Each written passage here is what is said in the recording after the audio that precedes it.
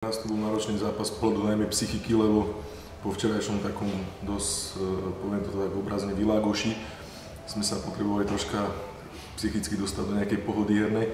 Bolo to také zo začiatku veľmi krčovité z našej strany. Vedeli sme, že sa musíme vysporiadať s výborným pivotom Ilkou, macedónskou reprezentantkou, a skutočne tá nám robila dosť problémov. Myslím si, že druhá časť toho zápasu sme dokázali vygradovať ten náš výkon. Už tam bola aj prechodová fáza, lebo v tom úvode sme neboli schopní, doslova také krčovitý pohyb, timing narušený. Takže, ale sme radi, lebo každé víťazstvo v tejto súťaži ťažkej je veľmi dôležité a musím dievčatá pochváliť, že sme to dneska zvládli a zajtra ideme na domáceho supera a snažíme sa podať čo najlepší výkon.